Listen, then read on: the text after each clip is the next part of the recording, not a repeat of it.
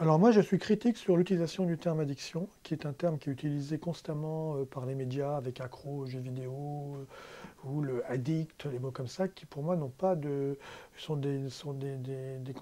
des mots qui sont des mots médiatiques, mais qui sont passés dans le langage courant et qui sont des mots cache-misère. C'est-à-dire qu'en utilisant ces mots-là, eh ben, en fait, on ne perçoit pas la réalité du phénomène. Et je pense qu'il faut être très très vigilant à ne pas tomber dans cette mode d'utilisation du mot d'addiction, du terme d'addict. Voilà. Alors, quand on regarde de l'extérieur et qu'on voit un jeune qui joue intensivement à un jeu vidéo pendant un week-end d'affilée, on peut avoir le sentiment qu'il a un comportement anormal.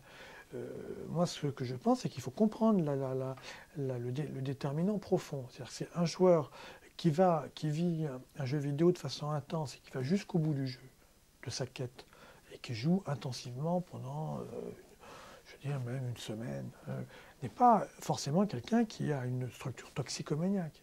Hein, parce qu'il a vécu son expérience du jeu jusqu'au bout. Puis après, il passe à autre chose. Hein, Par contre, un joueur qui progressivement désinvestit massivement les relations sociales, désinvestit le collège, le lycée, l'université, qui privilégie l'utilisation massive et continuelle d'un jeu vidéo au détriment des relations humaines, et que ça s'installe dans la durée, là, on est face à une situation qui est une situation pathologique.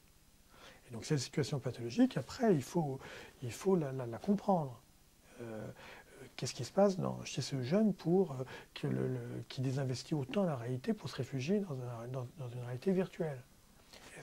Donc il faut avoir une explication et une compréhension de ces difficultés-là.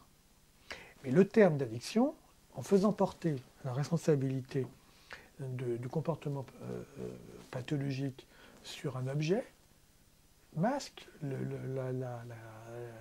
la détermination profonde de ce comportement. Et ça, si vous voulez, pour moi, un jeu vidéo, c'est pas comparable à une ligne de cocaïne, une ligne d'héroïne ou un joint de cannabis. C'est pas pareil. Et le terme d'addiction mélange tout ça et obscurcit la compréhension. Donc il faut vraiment être... Alors, c'est vrai qu'il y a un phénomène qui est l'utilisation intensive des jeux vidéo. Est-ce que c'est un comportement toxicomaniaque? Moi, personnellement, je ne pense pas. Je pense que ce n'est pas redevable d'un comportement toxicomaniaque.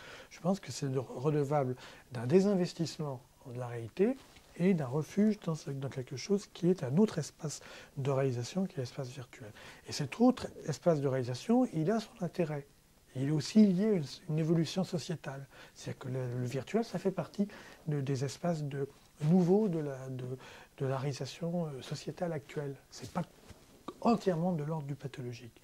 Et si on a un regard qui immédiatement restreint et réduit à comportement d'utilisation du virtuel égale comportement toxicomaniaque ou comportement d'addiction, eh ben, on perd beaucoup de la compréhension du phénomène.